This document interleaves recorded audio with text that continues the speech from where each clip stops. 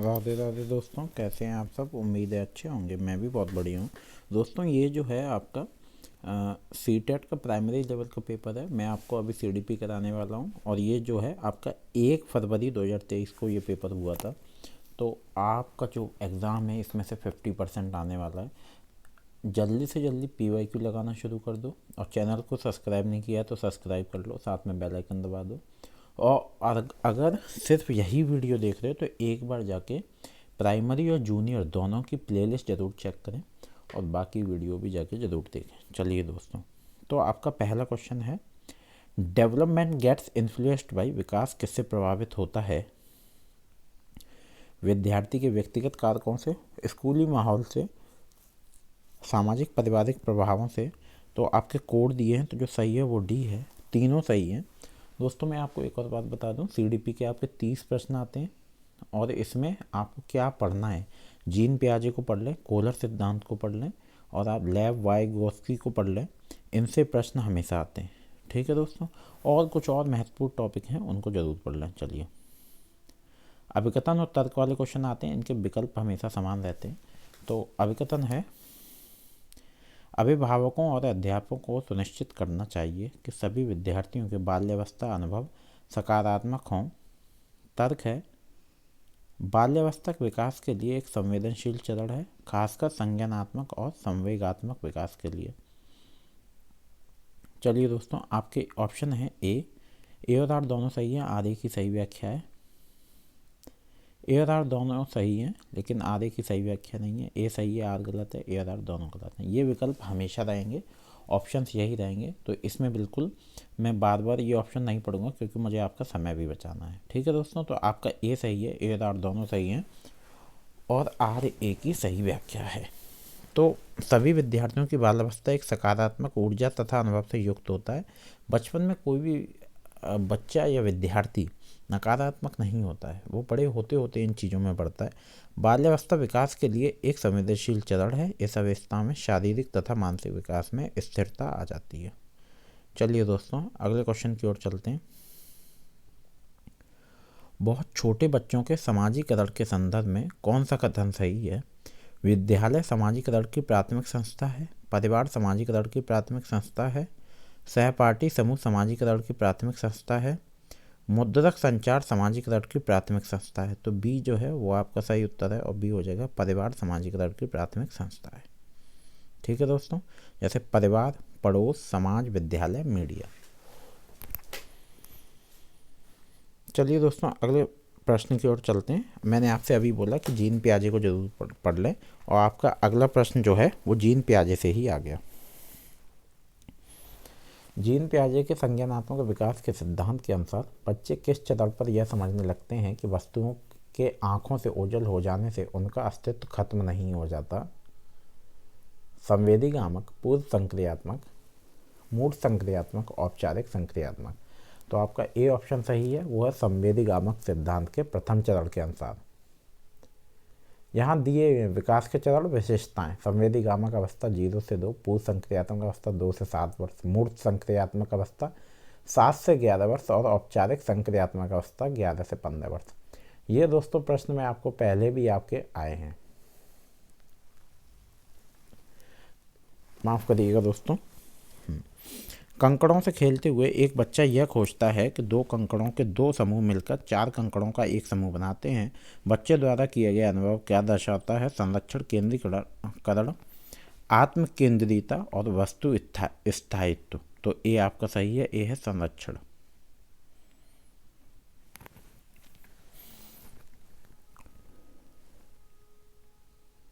निशा अपना गृह कार्य पूरा करना सुनिश्चित करती है ताकि गृह कार्य पूरा न होने के कारण अध्यापिका द्वारा शर्मिंदा किए जाने से बच सके।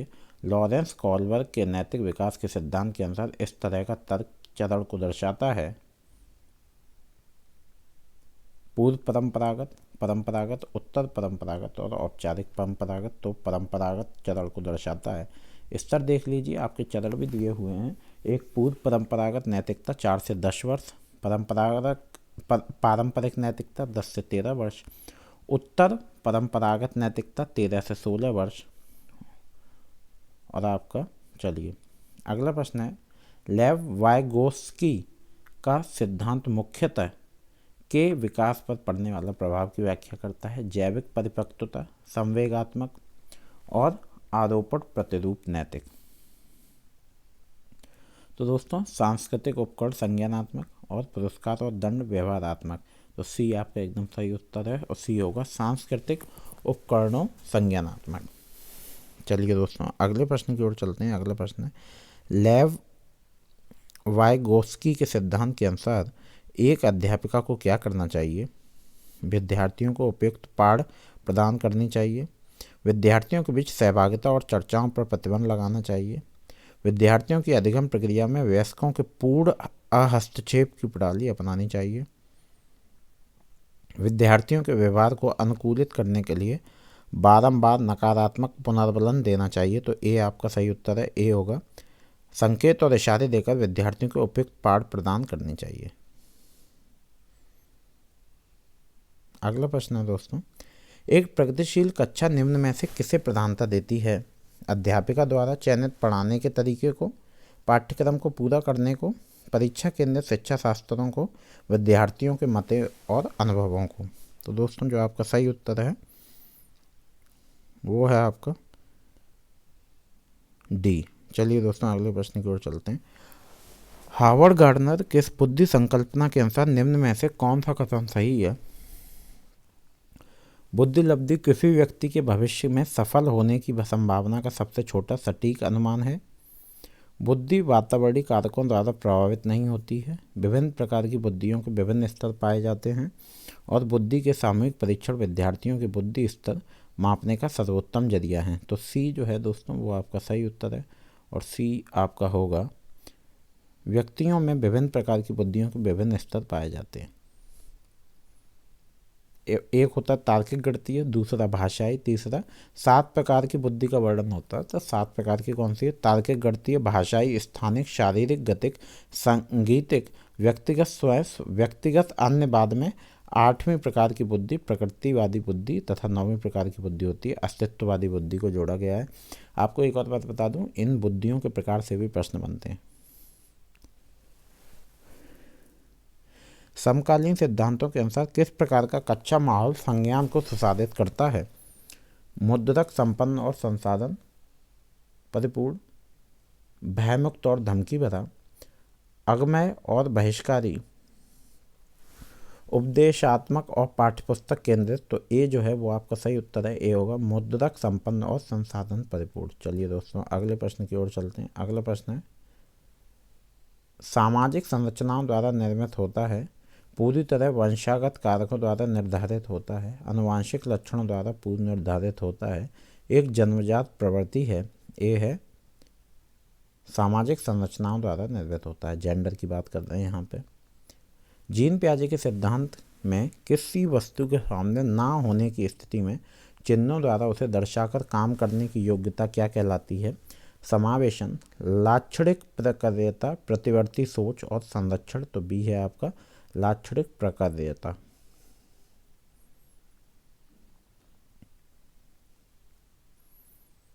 रचनात्मक मूल्यांकन निम्न में से किस लिए प्रभावी होता है?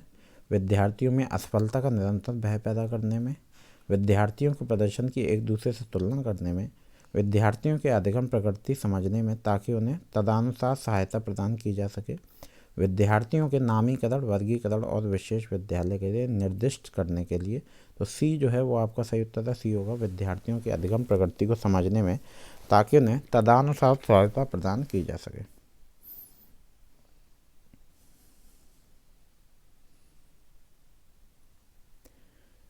अब आपका ये अभिकथन है, एक कक्षा में अध्यापिका को विद्यार्थियों को अपने विचारों को मौखिकीकरण, चर्चा और वैचारिक बहस करने के लिए बढ़ावा देना चाहिए। तर्क है, भाषा विकास और संज्ञानात्मक विकास किसी भी तरह इससे एक दूसरे से संबंधित नहीं है। आपके विकल्प समान रहते हैं, मैंने आपको बताया था। तो आपका जो सही उत्तर है वो है सी, और सी क्या होगा? ए सही है, आर गलत है। निम्न में से कौन सा अवधान न्यूनता, अतिक्रियाशीलता विकार, ADHD का प्रारूपिक लक्षण है? लंबी अवधि के लिए केंद्रित रहना, धीमी क्रियाशीलता स्तर, आवेगशीलता, कार्य अवस्था के उच्च स्तर। तो सी आपका सही उत्तर है, सी होगा आवेगशीलता। अवधान न्यूनता, अतिक्रियाशीलता विकार, ADHD का प्रारूपिक लक्षण आवेगशीलता है। Note ADHD attention deficit hyper activity disorder. ठीक है दोस्तों, चलिए निम्न में से कौन सा कथन अधिगम अशक्तताओं जैसे कि पठन वैकल्य, गुणज वैकल्य इत्यादि से संदर्भ से सही है? अधिगम अशक्तता से जूझते सभी विद्यार्थी एक जैसे होते हैं। अधिगम अशक्तता से जूझते विद्यार्थियों में अधिगम आकलन के लिए मानकीकृत परीक्षण सबसे बेहतर होते हैं। अध्यापक केंद्रित शिक्षा शास्त्र अधिगम अशक्तता से जूझते विद्यार्थियों के संज्ञानात्मक विकास को सुसाधित करने के लिए सर्वोत्तम है। और डी है आपका अधिगम अशक्तता तंत्र का संबंध और वातावरणीय दोनों तरह के कारकों से प्रभावित होती है। डी आपका सही उत्तर। आपकी ये जो डिसलेक्सिया पढ़ने संबंधी विकार, इससे प्रश्न आते हैं ये सारी बीमारियों से, इसको आप समझ लीजिए, मैं अभी करा देता हूँ। डिसकैलकुलिया गणित संबंधी विकार, डिस्ग्राफिया लेखन संबंधी विकार, डिस्फेसिया वाक क्षमता संबंधी विकार और डिस्प्रेक्सिया लेखन एवं चित्रांकन संबंधी विकार, अफेजिया भाषा संप्रेषण संबंधी विकार और डिसआर्थोग्राफिया वर्तनी संबंधी विकार। ठीक है, पढ़ने में जो दिक्कत आती है उसका ये नाम है, ये बीमारियाँ। श्रवण बाधिता से जूझते विद्यार्थियों के लिए निम्न में से अधिगम का कौन सा तरीका प्रभावशाली नहीं होगा? दृश्य गतिज, व्याख्यान, क्रिया आधारित और बहुसंवेदी। तो सी आपका एकदम सही उत्तर है, सी होगा क्रिया आधारित। चलिए दोस्तों, अगला क्वेश्चन है, प्रतिभाशाली विद्यार्थियों की जरूरतों को पूरा करने के लिए निम्न में से कौन सा कदम नहीं अपनाना चाहिए? उत्तेजक संवर्धन गतिविधियां प्रदान करना, मानकीकृत पाठचर्या को लागू करना, विद्यार्थियों को स्वतंत्र परियोजना करने की अनुमति देना और पाठचर्या त्वरण के लिए लचीलापन रखना। आपका जो सही उत्तर है दोस्तों वो आपका बी है। और प्रतिभाशाली बालक की प्रमुख विशेषताएं होती हैं, उच्च सृजनात्मक क्षमता होती है, संवेगात्मक विशेषता होती है और अंतर्दृष्टि की अधिकता। एक समावेशी कक्षा में स्वलीनता से जूझते विद्यार्थियों की जरूरतों को पूरा करने के लिए निम्न में से क्या प्रभावी होगा? अधिगम उपागम में निरंतरता रखना, कक्षा स्थिति में विभिन्नताएं और लगातार बदलाव करते रहना, उन्हें स्वयं को बड़े समूह के सामने व्यक्त करने को कहना और उन्हें विशिष्ट संकाय में ही पढ़ना। तो दोस्तों ए जो है वो आपका सही उत्तर होगा और ये क्या होगा? अधिगम उपागम में निरंतरता रखना। चलिए अगले प्रश्न की ओर चलते हैं। अधिगम के सामाजिक संज्ञानात्मक मत के अनुसार विद्यार्थी किस प्रकार सबसे बेहतर सीखते हैं? वयस्कों की निष्क्रिय नकल द्वारा, अपने वातावरण से सक्रिय संलग्नता द्वारा, व्यवहार के भ्रामक अनुकूलन द्वारा और असंदर्भित जानकारी के कंठस्थीकरण द्वारा। तो बी है आपका अपने वातावरण से सक्रिय संलग्नता द्वारा। चलिए दोस्तों अगले प्रश्न की ओर चलते हैं। आपके जो दोस्तों मैं प्रश्न करा रहा हूँ ना, ये आपको कहीं नहीं मिलेंगे। हो सकता है आपको वीडियो अच्छी न लगे क्योंकि आप HD क्वालिटी की वीडियो या लेकिन जो कंटेंट है ये आपको कहीं नहीं मिलेगा। इन प्रश्न में से 50% प्रश्न आपके रिपीट आने। अगर आपने सारी पूरी प्लेलिस्ट दोनों देख ली, आपका इस बार CTET क्लियर होने से कोई नहीं रोक सकता। वो भी 100 से ऊपर नंबर आएंगे, 105 110 की लाइन। इस बात की मैं आपको गारंटी देता हूँ। अगर आपने पढ़ाई भी नहीं की है, ये क्वेश्चन लगा जाओगे तो भी आपका CTET क्लियर होगा। विद्यार्थी उस जानकारी को जल्दी भूल जाते हैं जो उनके जीवन से संबंधित होती है, प्रासंगिक संदर्भ में प्रस्तुत की जाती है, असंबंधित खंडों में प्रस्तुत की जाती है, उदाहरणों का इस्तेमाल करके विस्तृत की जाती है। सी आपका सही उत्तर है, असंबंधित खंडों में प्रस्तुत की जाती है।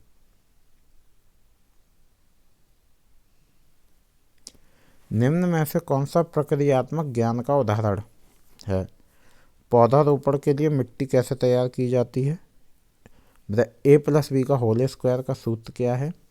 भारत को आज़ादी कब मिली थी? भारत होगा दोस्तों, ये 72 नहीं होगा। भारत को आज़ादी कब मिली थी?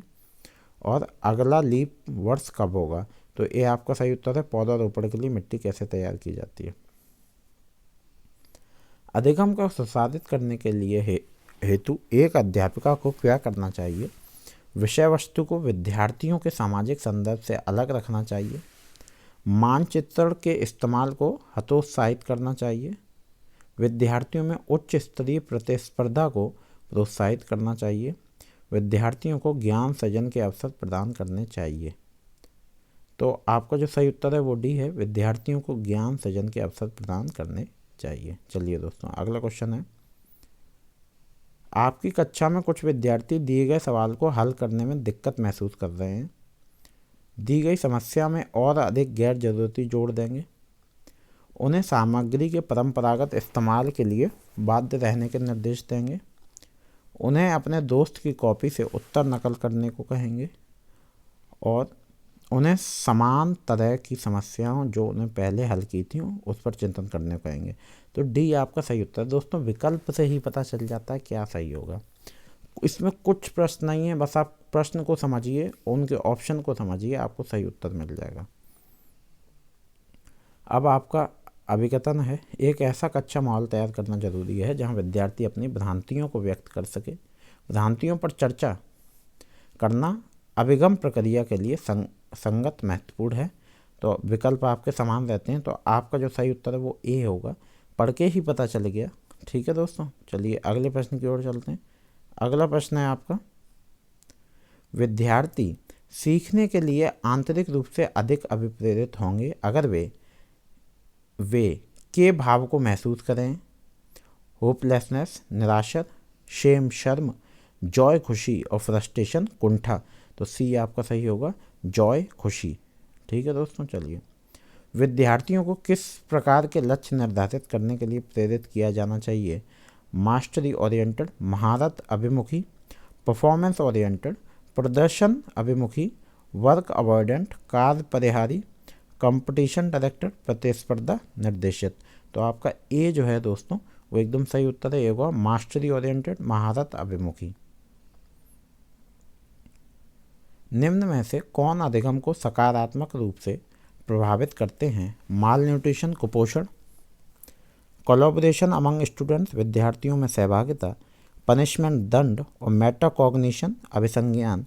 यहाँ आपके कोड दिए हुए हैं, तो जो करते हैं दोस्तों वो आपका डी है, सेकंड और फोर्थ, विद्यार्थियों में सहभागिता और अभिसंज्ञान। विद्यार्थियों में सहभागिता, एनसीएफ 2005 ने यह स्पष्ट कर दिया था कि विद्यार्थियों को सीखने में भागीदारी शिक्षा में सर्वोत्तम परिणाम पाने की कुंजी है। चलिए दोस्तों अगले प्रश्न की ओर चलते हैं। अभिसंज्ञान, विद्यार्थी ज्ञान सृजन प्रक्रिया में भूमिका निभाते हैं सक्रिय, निष्क्रिय, अधीन और नग्न, एक्टिव, पैसिव, डोसाइल और इनसिग्निफिकेंट। तो आपका सही उत्तर है एक्टिव, सक्रिय। विद्यार्थी ज्ञान सृजन प्रक्रिया में सक्रिय भूमिका निभाते हैं। नई राष्ट्रीय शिक्षा नीति तथा एनसीएफ 2005 ने भी यह स्वीकार किया कि विद्यार्थी एक सक्रिय अधिगमकर्ता है। विद्यार्थी कक्षा में अगर अधिक सक्रिय है तो वह शिक्षक द्वारा प्रदत्त ज्ञान का सृजन अधिक करता है। वहीं पर अगर विद्यार्थी कक्षा में निष्क्रिय, नग्न और अधीन है तो वह ज्ञान को सृजन करने में असफलता प्राप्त करता है। ठीक है दोस्तों, आपके सीडीपी के क्वेश्चन यहाँ पे हो गए। इसके बाद जो क्लास आएगी उसमें मैं आपकी मैथ कराऊंगा, फिर ईवीएस और आपकी इंग्लिश और हिंदी। ठीक है दोस्तों, उम्मीद है आपको वीडियो अच्छी लगी होगी। अगर वीडियो थोड़ी सी भी अच्छी लगी चैनल को सब्सक्राइब जरूर कर लें, साथ में बेल आइकन दबा दें। वीडियो को लाइक शेयर कमेंट जरूर करते रहा करें। और दोस्तों मिलते हैं अगले वीडियो में। राधे राधे, धन्यवाद।